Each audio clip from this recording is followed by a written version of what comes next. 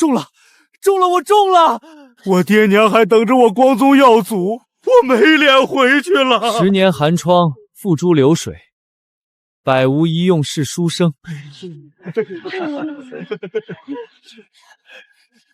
Attention！ 所有人生灰暗、前途迷茫的落榜兄弟们，看这里，给你们一个重新选择人生的机会。科举是千军万马过独木桥，过去了是牛马，过不去是落水狗。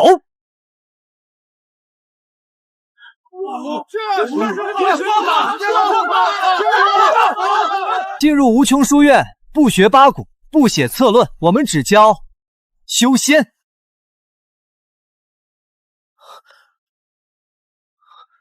我丢，这是哪儿？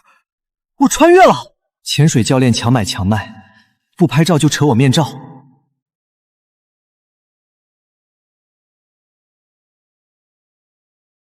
好家伙，原主考公失败就把自己喝死，这心理素质不行啊！古代版考公卷赢了，不也得在翰林当个文员？要不就是从基层干起，熬到退休能混个正科不？第一，修仙书院系统已绑定，请宿主在夏国建造一所修仙书院。现在发放新手礼包，控风体验卡乘1，五雷咒口诀乘1，修仙书院建筑乘1。修仙版大学，古代就业压力也这么大？哟，这不是崔寻吗？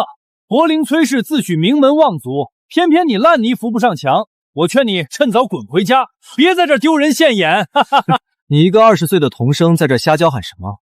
你御剑成风，长生不老，跳过科考，直达巅峰，还等什么？无穷书院报名从速，过期不候，包教包会。修仙，那不是话本小说虚构的吗？放屁！崔寻，你妖言惑众！修仙，你怎么不现场飞一个给我们看看？格局小了，老弟。系统使用控风体验卡。啊！风，他能控制风。无穷书院将给你们画饼，不，一个光明的未来。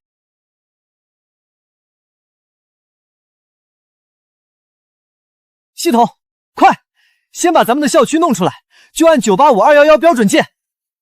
第一，无穷书院基础建筑放置中。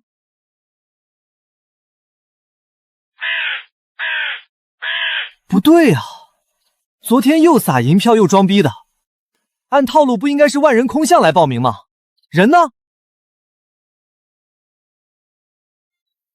阿轩，听兄长一句劝，一次落榜没什么大不了的，你可千万别想不开啊！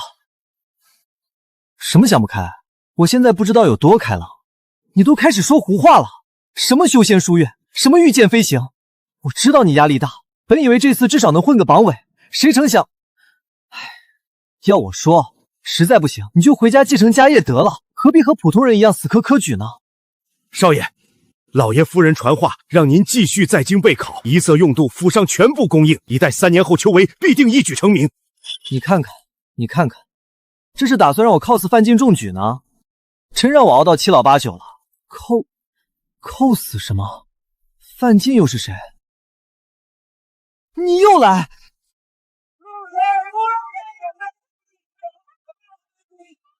各位姐姐妹妹们，想不想青春永驻？想不想超脱凡尘？无穷书院火热招生中，不教琴棋书画，专教修仙长生。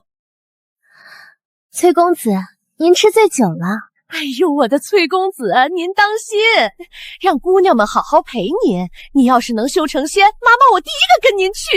是啊，公子，我们都愿意去，跟着崔公子修仙去了。敷衍，这妥妥敷衍。嘿嘿，小美人儿，今天先陪陪老子。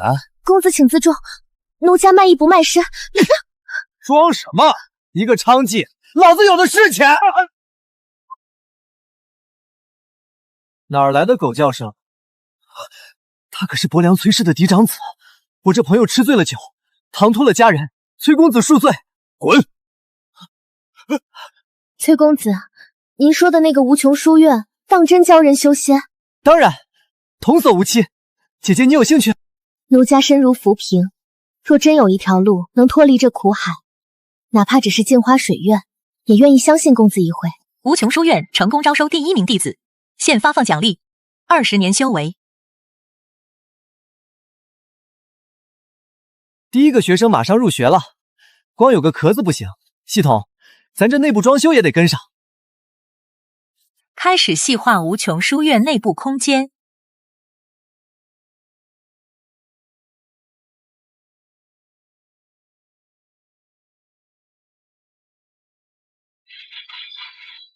我丢，这哪是书院，分明是洞天福地啊！温馨提示：无穷书院处于独立空间，非书院正式学子仅能看到外部伪装破旧道观，唯有持有无穷书院录取通知书者，方可看见真实面貌。哦，还有幻术伪装，高级，这下逼格直接拉满了。恭喜宿主成功建造并完善无穷书院，获得奖励：基础炼丹术乘1，基础锻造术乘1，基础符箓大全乘1。好，这下教学大纲都有了，就等小白鼠啊，不是可爱的学生们上门了。卢林，你搞什么鬼？这就是你说的那个无穷书院？这他妈是个鬼屋吧？就是，这地方能住人。崔寻是不是落榜受刺激太大，真疯了？阿寻他自有深意。深意？我看他是把我们当猴耍，还修仙。我爹说了，他就是崔家的废物，现在都开始装神弄鬼了。你闭嘴！不许你这么说阿寻！我就说了怎么着？废物，骗子！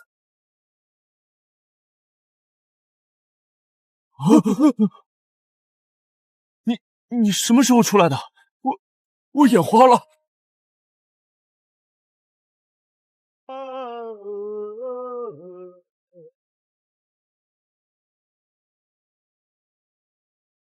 这荒山野岭的，还有人娶亲？不知道新娘子漂不漂亮？不对劲，装神弄鬼。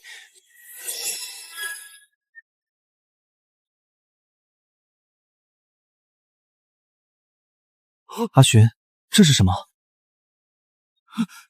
疼，这不是做梦。教父，他们的脸是纸人，纸扎的人，脸上还涂着腮红。轿子里，新娘子她是活的，她晕过去了。山神娶亲，我听说这荒山闹鬼，几个月里已经有好几个姑娘被娶走，最后都失踪了。正好给你们露一手，这招生计划不得超额完成？喂，前面那对搞冥婚的，等一下！阿雪，你干什么？完了！崔寻，你要害死我们了！正好拿你们试试新学的符箓。是。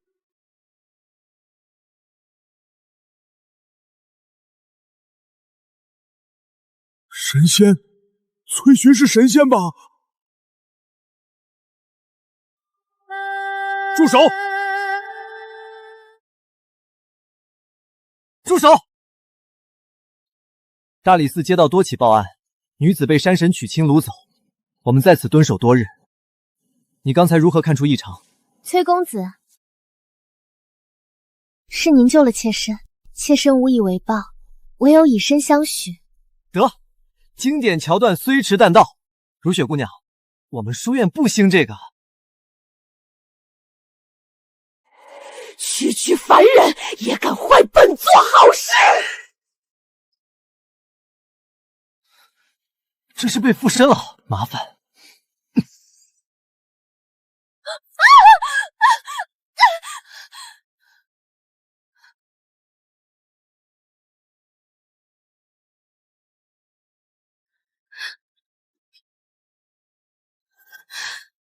孽畜，还不现出原形！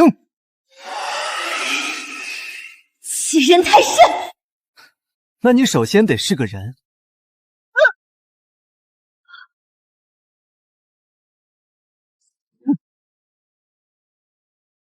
五雷法！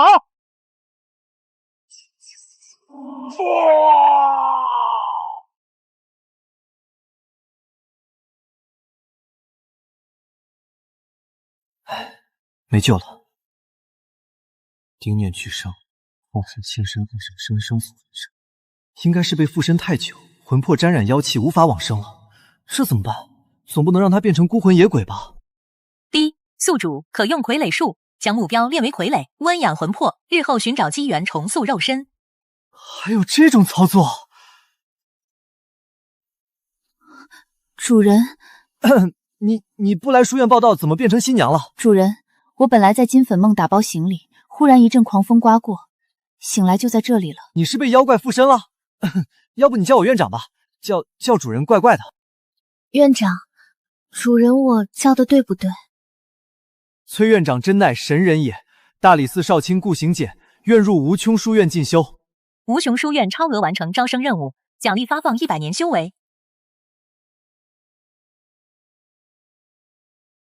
今天终于要学仙法了，金光咒，刀枪不入，帅飞！我要院长那天施展的五雷咒，一招就引动天雷。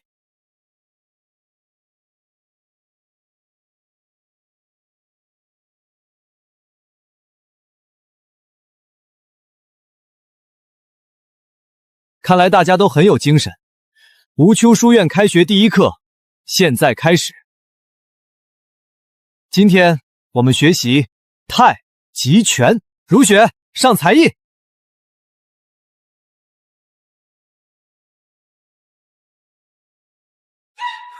我的天雷滚滚，我的紫色闪电！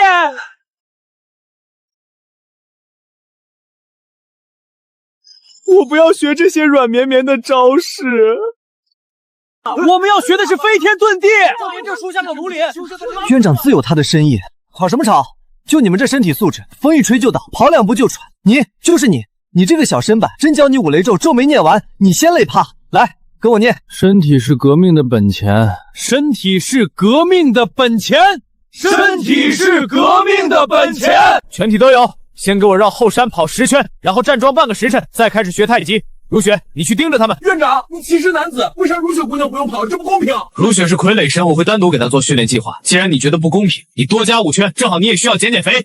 公平公平，院长英明神武。10圈，何家的，我马上去跑。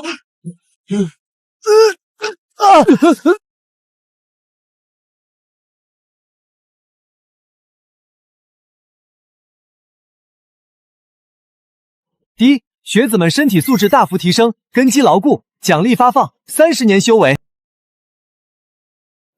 总算有点样子了，那明天可以下点猛料了。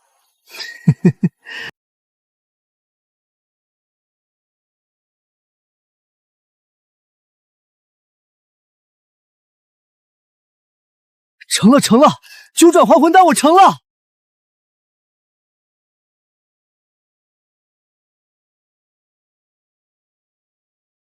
哎呀，这情深符也太难学了，我什么时候才能出师啊？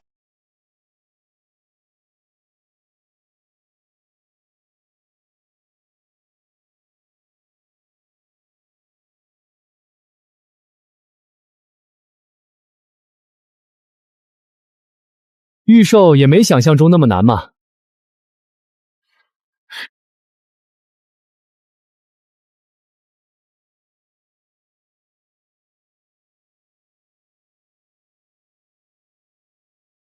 如雪，注意力度，让你去救援，一时分不清敌人和人质谁更惨。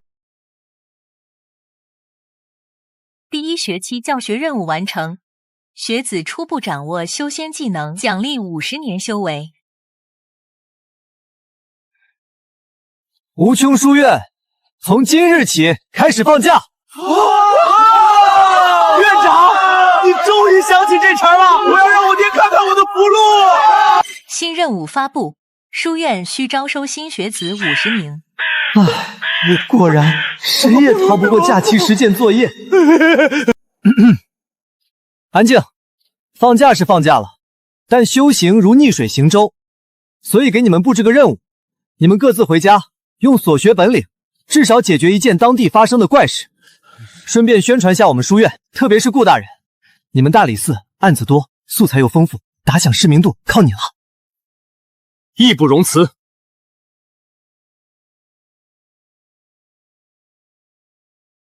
国公，红衣教颇为邪门，世袭回报，他们活动区域常有黑气弥漫，伴有异象，是否让末将去请一些法师随军？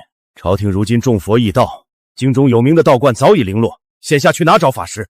何况哪来的真正法师？全都是些招摇撞骗之徒。传令下去，让大军多加戒备，以不变应万变。父亲，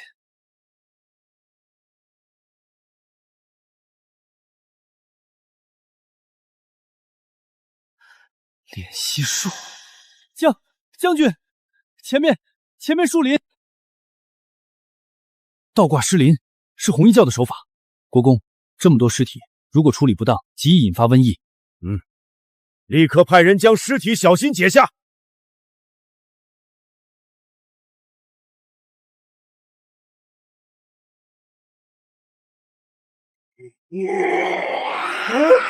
杀了你们！快躲开，他中邪了！李四，清醒！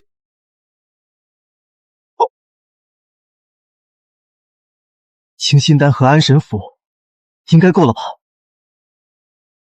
灵儿，你这是？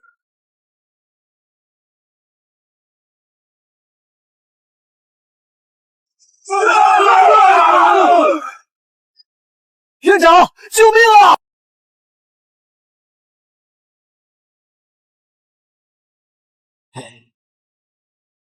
谁啊？大呼小叫的。好重的怨气。仙人，好腿！院长，你可算来了。放手，阿寻。那好吧。好家伙，用生计祈祷服饰，你们这方式挺特别啊。我要是上天也不惜的搭理你们，雕虫小技。五雷正法，住！还挺难杀，不过这雷法可不会停哦。怨气太重，难以往生，要统一埋葬再超度。谢师，我让派随从帮忙。凡人之躯容易被怨气侵蚀。阿离，是院长。将军，时机已到，动手吧。五常兵马速降临。这是什么？凤珠音击阵堂任务亲护，交给我们院长就放心吧。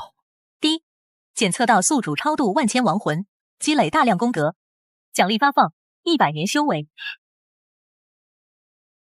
仔细打扫，务必恢复原状。好儿子。为父以前总觉得你文不成武不就，科考屡次不中，甚至想着是否要再生一个来继承家业。是为父错了。我儿如今已是真正的人中龙凤。不过院长，我们今日施展如此手段，会不会被有心之人？怕什么？咱们这是正经仙术。崔院长，卢某想加入无秋书院。爹，那您岂不是成了我师弟？哈哈哈哈！老爹变师弟，这感觉有点爽啊！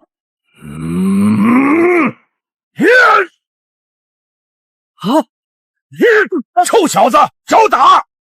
院长，卢某并非一时兴起，战场凶险，多一分本领，便能多保全同僚的性命。保家卫国，爱护士兵，思想觉悟很高嘛。准了，回头去书院办手续。多谢院长。院长，红衣教四处煽动民众，无恶不作，如今更是做出此等天怒人怨的生计大阵，若不将其连根拔起，后患无穷。只是他们行踪诡秘，老巢难以续灭。这多大点事儿？院长的推演术。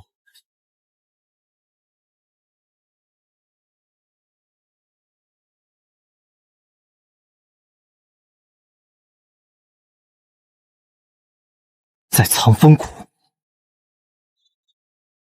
以众生之血奉无上符誓，仪式即将。我就说院长的推演术天下无敌。他们在准备更大的生祭仪式。什么？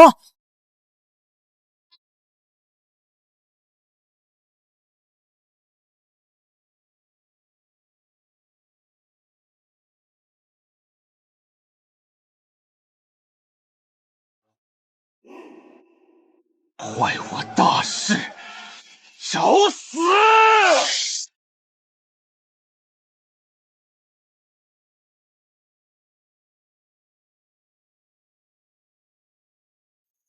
花里胡哨。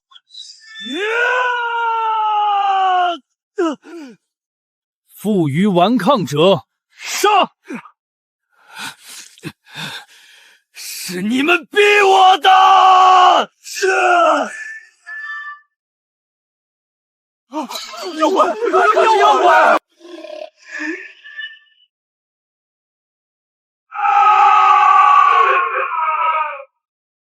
小道，受死！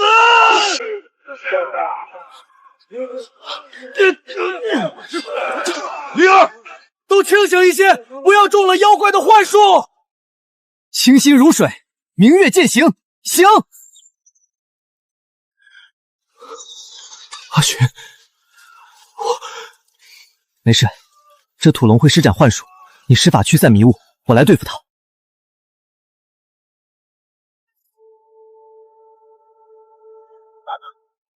灵儿，你怎么样？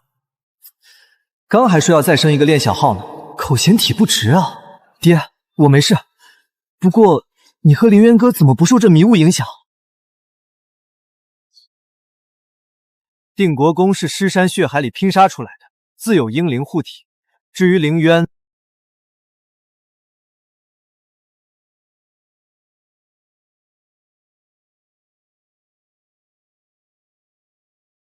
国公小心！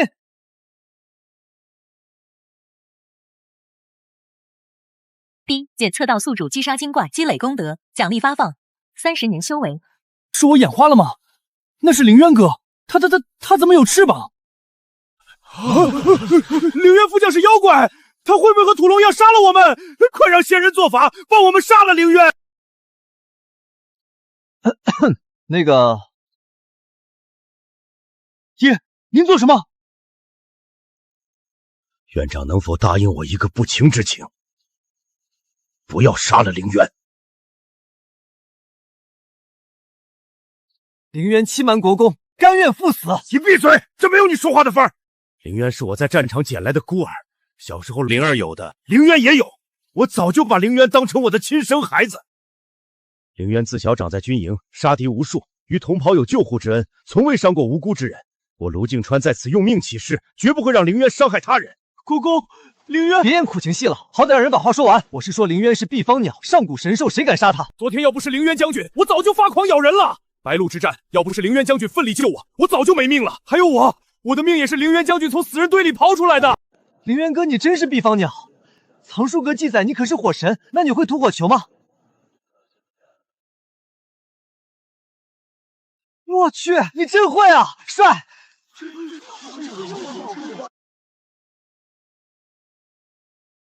崔院长说了，这东西要物理毁灭。院长在看什么？精怪横行，灾祸不断，或许是个信号。这天下已经不太平了。院长，救命啊！黄河决堤了，水里有东西，我的符箓顶不住了，锦城马上要被淹了，救命啊！崔院长，我立即进宫，上报朝廷，害人赈灾。阿林，你在此善后，务必将祭坛上的所有东西砸碎，带图案的无法敲成粉末的，让凌渊用火全部烧毁。是，院长。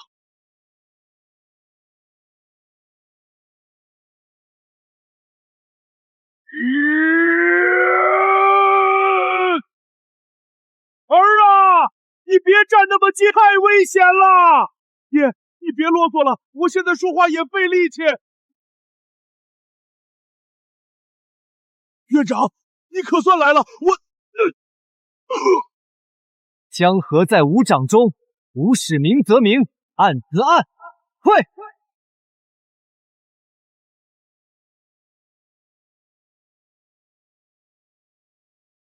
瑞儿，老子早就和你说了不要去，不要去！知府一家老小早就跑路了，他们就是让你去送死，你还傻傻的去拼命！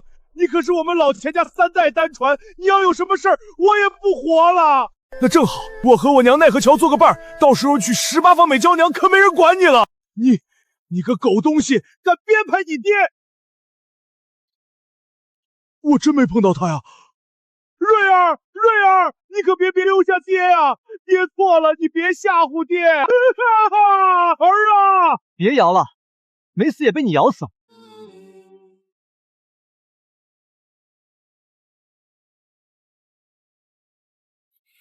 钱大哥，你放心，瑞儿这孩子，我肯定给您教好。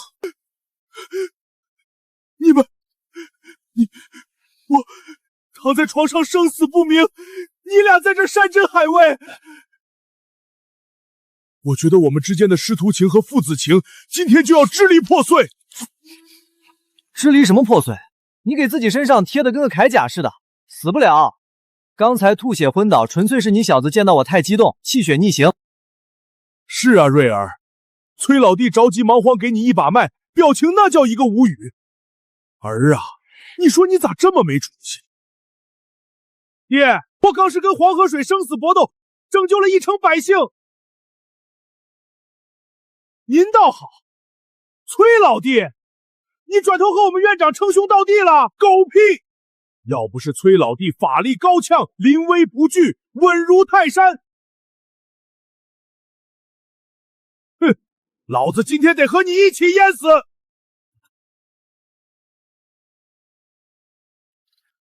说正事，钱瑞，你之前传讯说黄河水下有东西，我刚才平息水患时，神识将河底扫了一遍，没发现什么异常啊。院长，我不是施法时发现的，是因为河神娶亲。河神娶亲？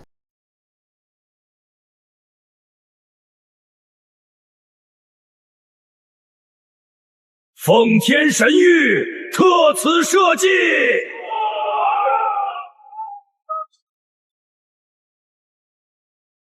老天不公，为什么是我的小枣儿？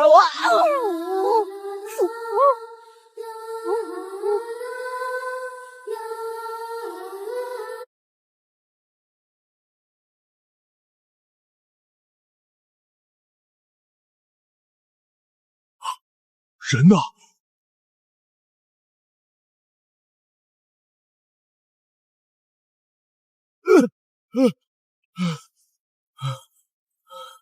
什么鬼东西？吸力这么大？就是这样，我是紧跟着江走入水的，但他就是不见了，而且那股吸力太邪门了。要不是贴了5张情深符，我真交代在那儿了。会不会是暗流、漩涡，或者你就是被水草缠住脚了？不好说，我当时太慌乱了，但感觉水里异常阴冷，我还是怀疑下面有东西。造孽呀！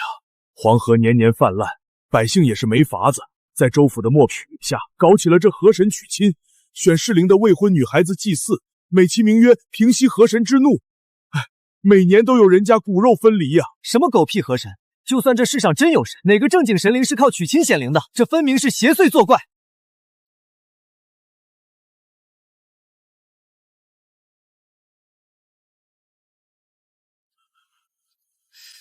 你这符纸也贴太多了吧？嘿嘿，福多不压身嘛。院长，这都前了快1炷香了，啥也没有啊！会不会是河神他老人家睡了？要不我们明天白天再来？你以为神仙跟我们这些凡夫俗子一样，还有朝9晚5、到点睡觉的需求？怎么带着我杀呀？胖子，我平衡很差呀！钱瑞，定神！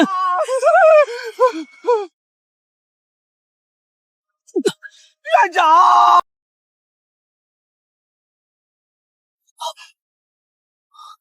哪个王八蛋暗害老子？这里不像是水底啊！祖师爷保佑，三清道祖保佑，院长快点醒啊！这什么鬼地方？我一个人真害怕呀！钱瑞，院长，秦院长，你可算醒了！你要是再不醒，我都要吓尿了！这地方太邪门了！别嚎了，还有快点撒手！鼻涕从我裤子上了，这是哪儿？不知道啊。当时院长你疯狂下坠，我想去救你，谁知道也被那鬼吸力拽下来，我就晕了，醒来就在这儿了。院长，你说咱们是不是已经死了？这里是阴曹地府啊！地府要长这样也太寒碜了。再说我一生行善积德，没理要这么早死。奇怪，这里没有水，我们如果是在黄河河床底下，怎么会有这么坚硬的岩壁？我刚试过了，院长，这地方完全封闭，没水也没通道。我用了好几张破甲符，想砸开个口，结果连个印子都没留下。这岩壁厚的离谱，这不科学。锦城周围有什么山吗？锦城后面紧接着太初山。院长，你是说依山傍水，前有黄河，后有太初山，说不定我们被那股巨力推到太初山的山体里了。太初山可不像普通的山脉，山体全是实心顽石，而且锦城人世代传说山里有妖怪。我小时候只要不听话，我爹就吓唬我，要把我扔山里喂妖怪。嘘，有人。江莹，你看我捞的这2尾鱼肥不肥？晚上给新来的那小妹妹熬碗鱼汤补补身子。造孽啊！不想着怎么治理河水，难道送个女孩就能让河水不再决堤了？是啊，可怜的小崽儿，她醒来话也不肯多说，问什么都只是摇头，真是可怜。珍珠，和你说过多少次了，头发不擦干会生病的。你们是什么人？怎么进来的？还能是什么人？男人就没一个好东西，肯定是外面派来的探子。姐妹们，把他们抓起来！等等，姑娘们，误会，天大的误会，我们不是坏人，真的不是啊！哼，巧言令色，男子最会花言巧语，嘴里没一句实话，不必多说。带走，去见初大人，由他老人家定夺。院长，你快想想办法！这地方这么诡异，他们会不会是妖精变的啊？把我们抓回去，是不是要吃了我们？我这一身肉都是肥肉，不好吃的。吃你？你以为你是唐僧啊？吃了能长生不老？放心吧，我刚开了天眼看了，他们身上没有妖气，都是普通人。江莹姐，初大人闭关还没结束，山里就来了生人，肯定有问题。初大人闭关前特意叮嘱要小心外人，绝不能放他们离开，一切等初大人出关定夺。院长，你听，他们还有个老大在闭关。完了，等那个什么初大人出来，咱们真完了。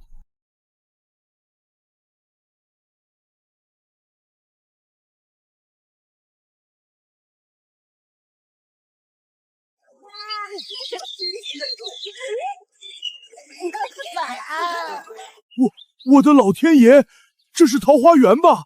院长，咱们真的还在地下？事出反常必有妖，警惕点。喂，看你穿的像个大户人家的公子，怎么这么没见识？哟，姑娘好眼力！我这衣服可是在京城锦绣坊买的，最新款，贵着呢。你去过京城？我有个姐姐，很多年前就被卖去京城了。我很久没见过她了，她叫金珠，你见过她吗？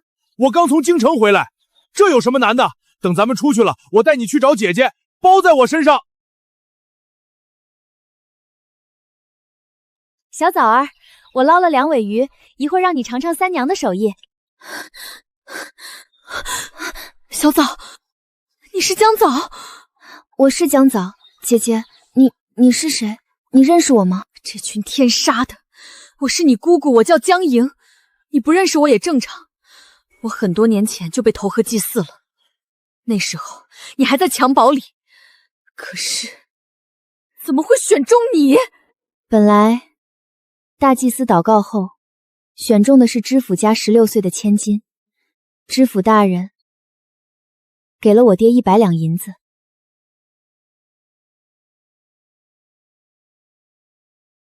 收了这100两，江枣的命可就是沈家的了。江老二，祭祀那天不能出任何差错。不行，当家的，这是送我的小崽去死啊！银子都收了，你现在想反悔？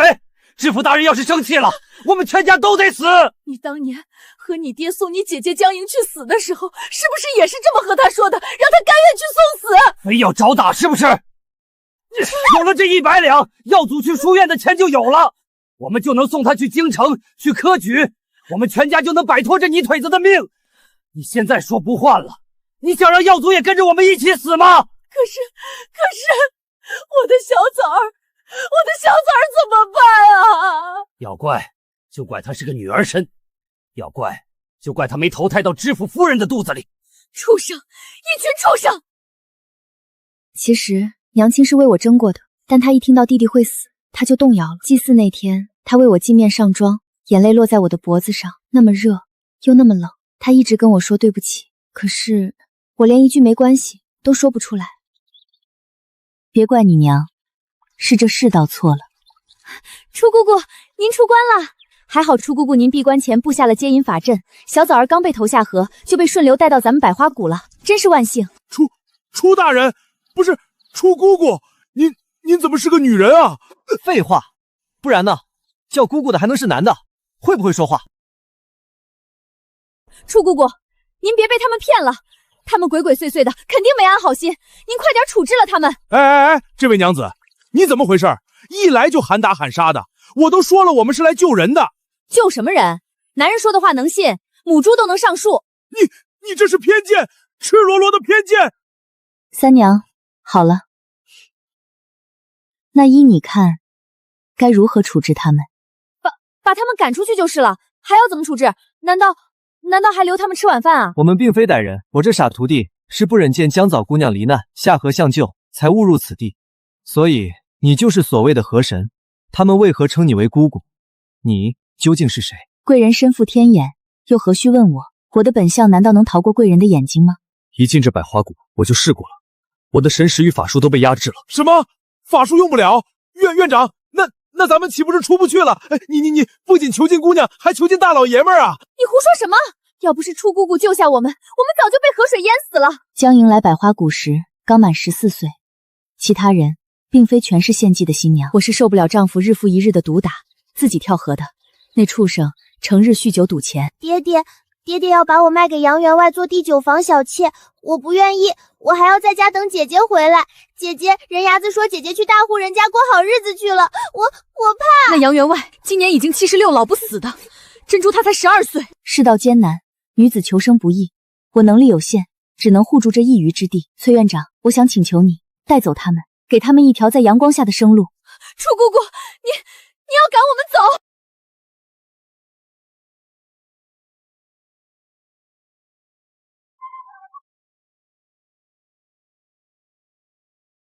等等，舒姑娘，这不太好吧？我崔寻是正经人，不搞潜规则啊，咱们有话好好说。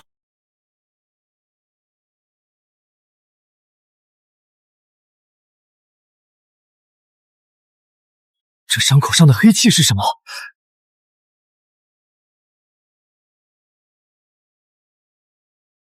山君，你是太初山的山君？是，我世代守护太初山。百姓依山建城，安居乐业数百载，但近几十年，黄河水中来了一只恶蛟，能呼风唤雨。它随心所欲，致使河水或泛滥或干涸，旱涝均成灾。你与他交过手？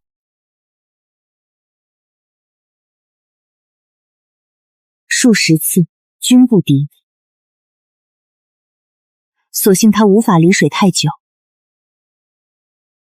我借太初山势，一边闭关疗伤，一边勉力运转法阵，搭救那些被选中祭祀的无辜女子。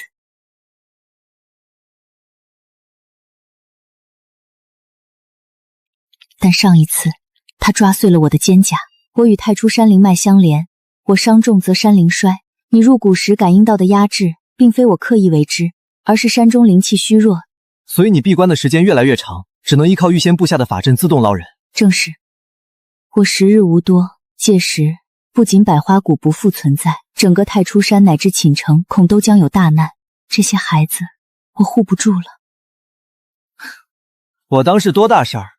就这，我帮你宰了那条恶蛟，正好晚上加一道红烧龙筋的硬菜。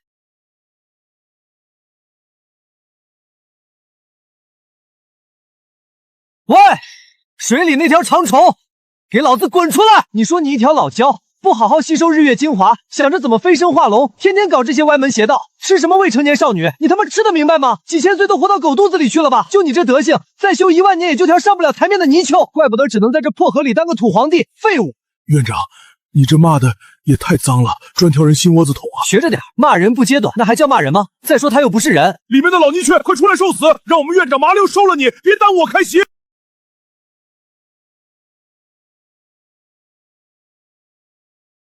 哼，手下败将，还敢上门挑衅，是嫌上次伤的不够冲吗？喂，看这儿，看这儿，老眼昏花了！今天是你爷爷我来收你，一个搞邪门歪道的货色，话还这么多！可恶的人类，你今天必须死！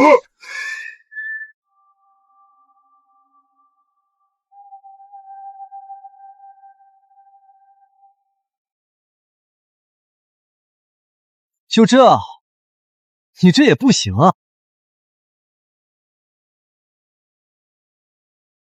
除了甩尾这招，你还会点别的吗？要不要爷爷我教教你？好，蝼蚁受死！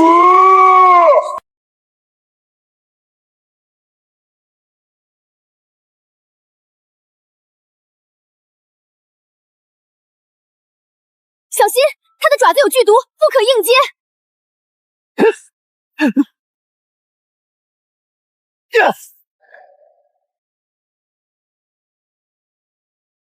给我起来吧你！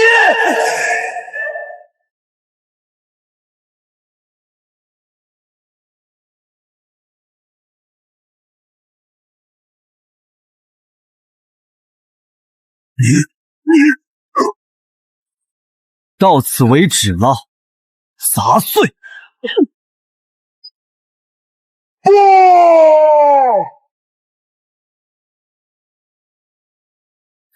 下手有点重，渣都不剩了，可惜了我的红烧龙筋。第，宿主击杀恶蛟，造福一方百姓，发放奖励50年修为。喏，试试这个，专治各种不服，不对，专治邪气侵蚀。多谢。崔院长，这是什么仙丹呀？这么厉害，初姑姑那么重的伤都好了。这可是我们无秋书院炼丹房出的，只此一家，别无分货。我这儿还有美容养颜丸、青春网助丹，各位姐姐妹妹，见面即是缘分，来，都试试，效果包你们满意。如果想学习炼丹的，也可以报考我们无穷书院。这小子真是个搞招生宣传的小天才。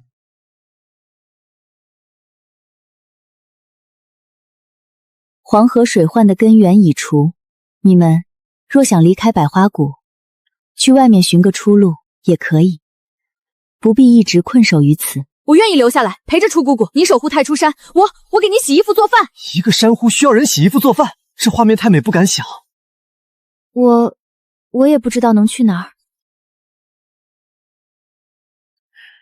三娘，你做饭这么好吃，考不考虑去京城开个酒楼？我给你投资。真的？可是我就会做一点锦城当地的土菜，京城那么大，我担心。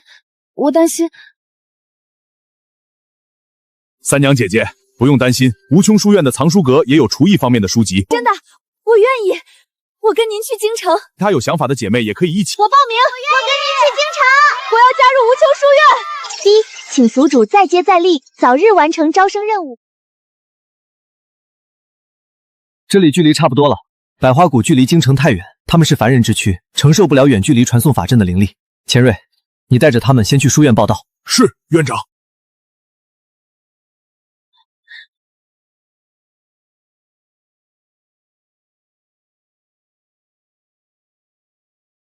救命啊！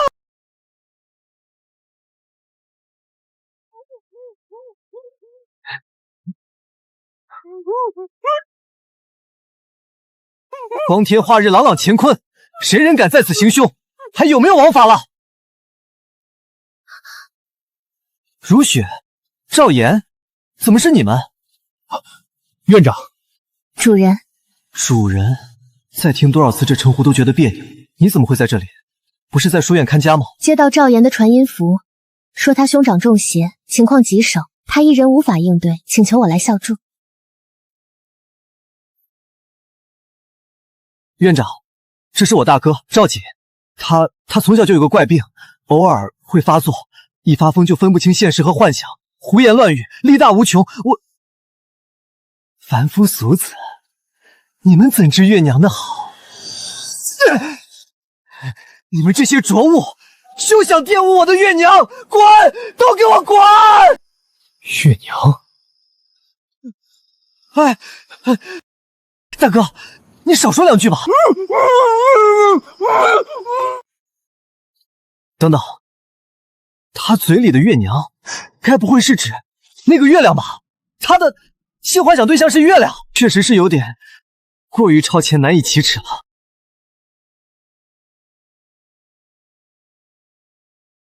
院长，师姐，前面就是我家。我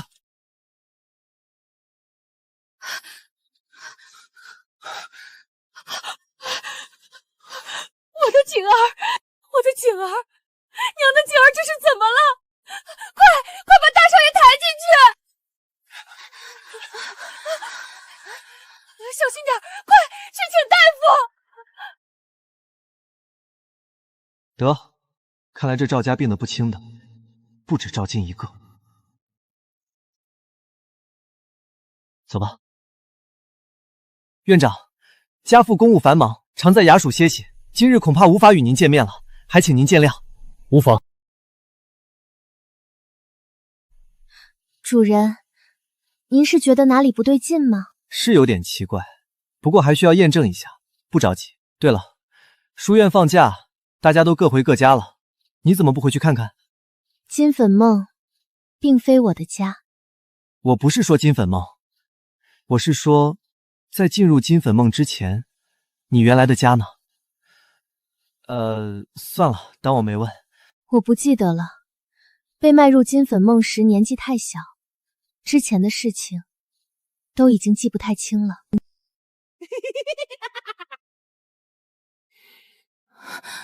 嘘。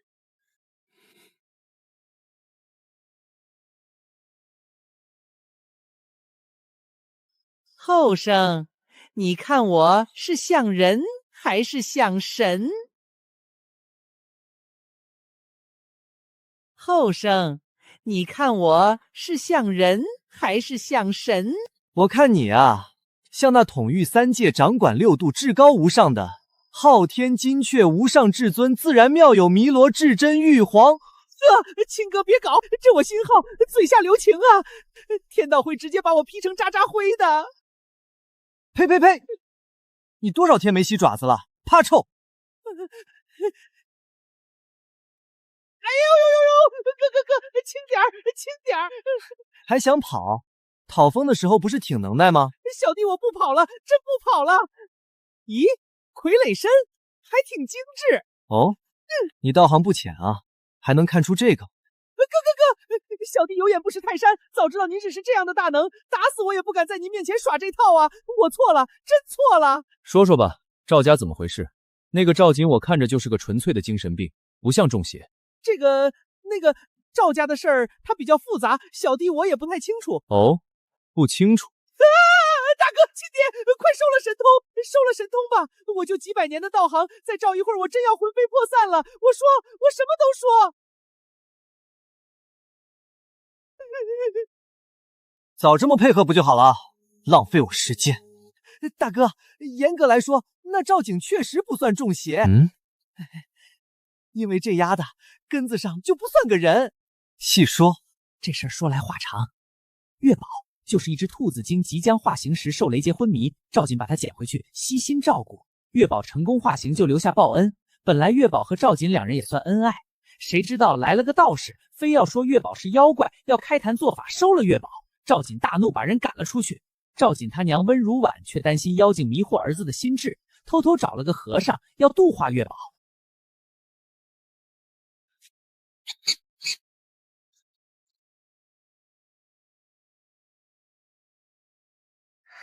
谢公子救命之恩，小女愿以身相许。妖孽还不现形！来人，把人赶出去！我儿弟是被那妖精迷了心窍。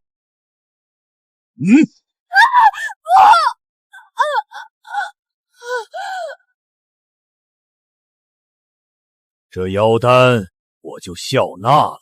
那狗屁度化根本就是谋财害命，那妖僧就是想夺了月宝的妖丹，自己增长功力。赵景那孙子一边嫌弃月宝老了丑了，一边又舍不得放手，就找了个更邪门的，把月宝封进镜子里。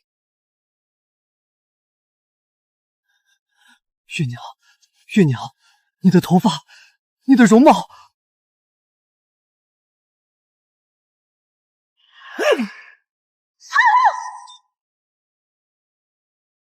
将月娘封印，我要她永远保持最美的样子，只属于我。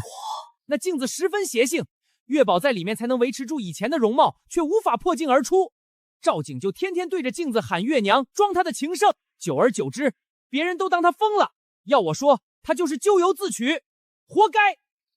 狗男人！哟，骂他是狗都侮辱狗了，他就是又当又立，恶心。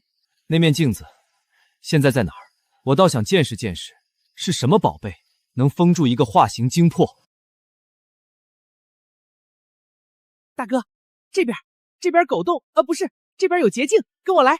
我说黄皮子，你能不能走点阳间的路，净往这些犄角旮旯里钻？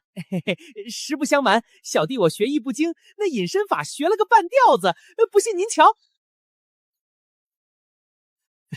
确实，你这样出去不是隐身，是惊悚，容易把路人直接送走。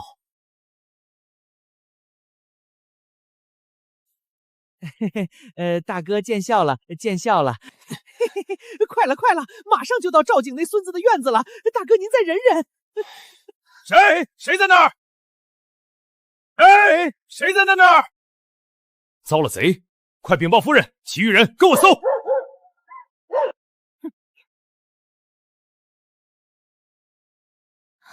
嚯，抓个贼搞这么大阵仗，太兴师动众了吧？你俩抓紧我！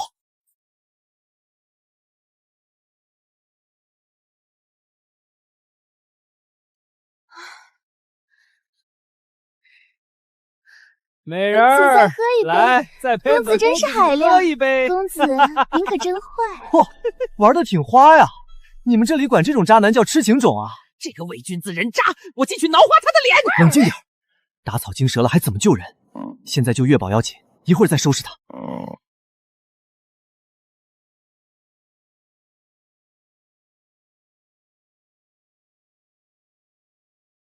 寻踪秘技，灵气引路，去，还挺隐蔽。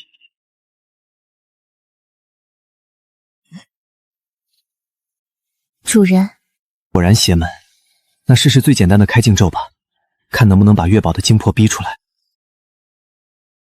不要！大哥，你干什么？你有几分把握？这咒语下去，万一月宝承受不住，直接魂飞魄散了怎么办？大少爷，您歇了吗？府中进了盗贼，您看看有没有丢失什么贵重物品？滚！都给本公子滚远点，别打扰老子雅兴。是，奴才这就滚。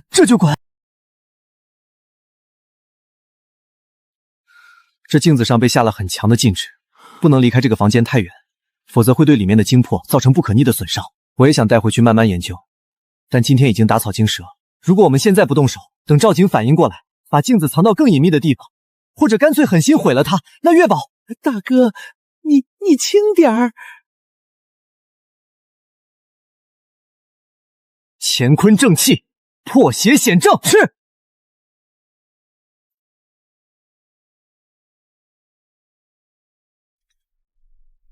月宝，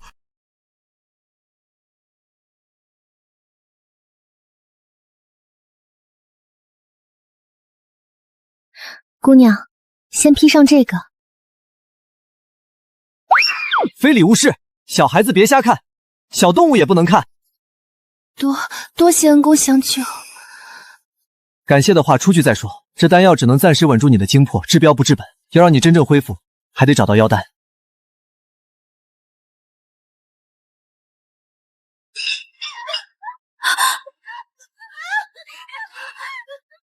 恩公，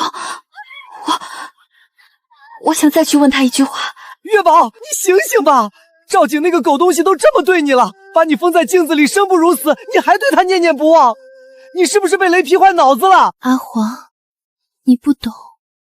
我确实不懂，我也不想懂。你这个恋爱脑真是没救了，我就不该千辛万苦找人救你，你就该烂死在镜子里，跟你的真爱锁死吧。哦，所以你俩是青梅竹马，两小无猜，那赵景是真爱天降，你忍痛割爱，看着你的小青梅跟了别人，结果这天降还不珍惜，把你小青梅折腾得半死不活，然后你这个竹马又巴巴的跑来救人，一时之间真不知道你们俩谁更恋爱呢。你月娘，你果然出来了，为什么不肯乖乖留镜子里，永远陪着我？既然你不肯，那你只能去死了。山村真人会剑大师，我彻底毁了他。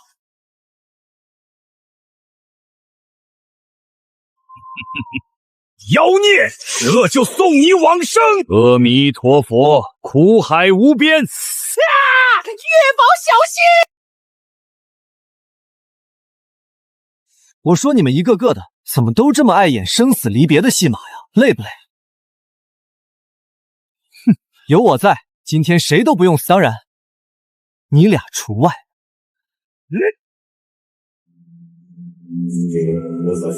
长寿红红如今不变，毁灭周虽寻。你到底是何人？3，就凭你，还不配知道我的名字。你竟然破了我的符文！游戏结束了。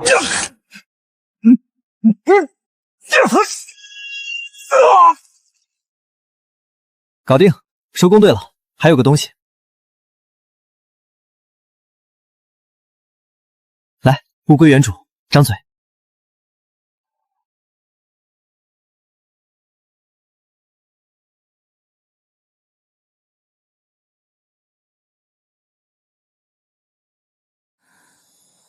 月宝，你好了，景儿，我的景儿啊，你这是怎么了？是谁害的你？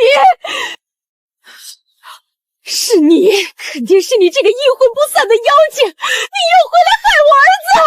安静！你是个什么东西，也敢叫本夫人安静？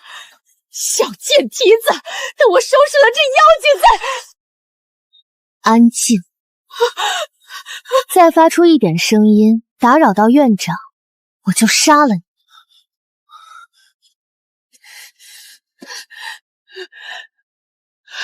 母亲，不要闹了！都是你这个没用的东西！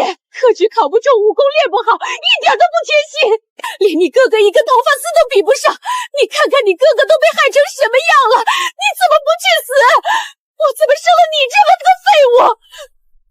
真是宇宙尽头是原生家庭，这家庭伦理剧真是比8点档还狗血。成功解救被囚精魄月宝，奖励10年修为。好了，你们的家庭矛盾私下解决。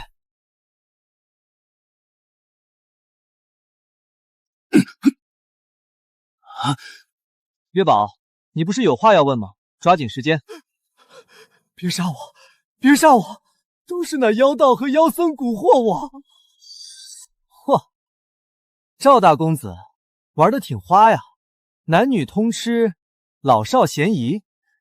就你这口味，这德行，还好意思要求月宝为你守身如玉，哪儿来的脸啊？兄长，你之前不是跟我说你在家闭门苦读，刻苦治学吗？你怎么能干出这么肮脏龌龊的事情？母亲，你看看兄长他……赵岩，你话太多了。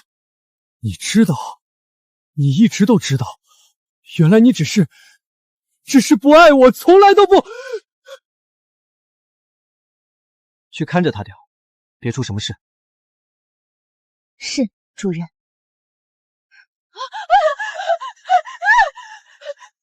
好了，家庭伦理剧暂且搁置。月宝，你要问什么？现在问吧。先是请问月娘，请问别说一句话，就是100句、1000句，小人也如实回答，绝无虚言。我化形当天，感念你救命之恩，曾赠你一缕我的本命青丝，蕴含我一丝精魄之力。那缕青丝现在何处？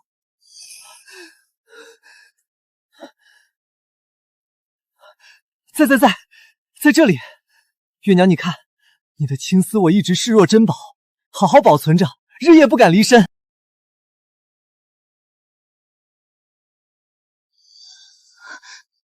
恩公，月宝本不该再继续麻烦你，但月宝如今功力初复，法术受限，这红线乃是恶毒禁制，与那镜子同源，强行剥离恐伤及青丝本源，恳请恩公出手，将这禁制去除。恩公大恩大德，月宝结草衔环，实事相报。无妨。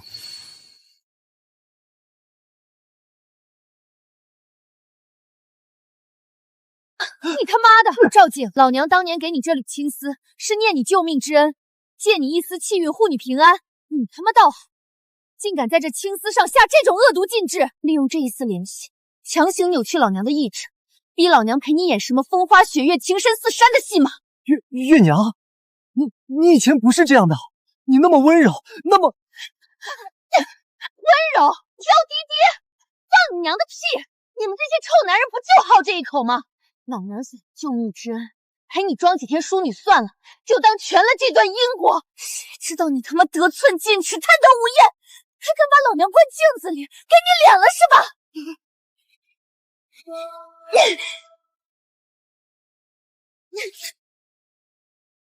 滚你丫的！救命啊！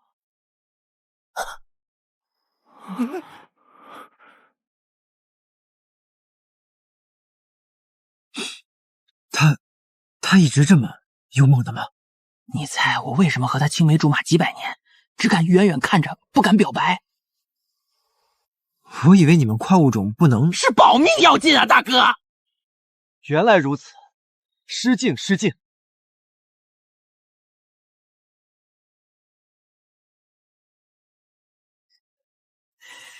阿黄，轮到你了。老娘在这镜子里受苦受难，暗无天日，连根新鲜的胡萝卜都吃不上。你倒好，是不是以为老娘在这儿跟着渣男吃香喝辣，享清福呢？这么久才搬来救兵，该打！月宝，女侠饶命啊！月宝姑娘这个右勾拳力道十足，但角度可以再刁钻点。对，往她脸上揍。哎，黄皮子，你防守啊，别光抱着头跑啊！攻击下盘更有效。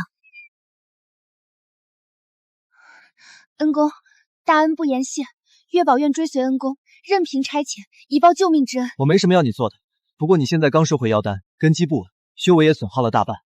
外面世界对于落丹的精怪来说并不安全。无妨，我可以勤加修炼，找个深山老林。深山老林多无聊，我看你和黄皮子资质都不错，不如来我的无穷书院吧，包吃包住，不仅能快速恢复修为，还教成仙法门，怎么样？有没有兴趣？书院有鸡吃吗？恩公邀请，敢不从命？月宝和阿黄愿意加入无穷书院。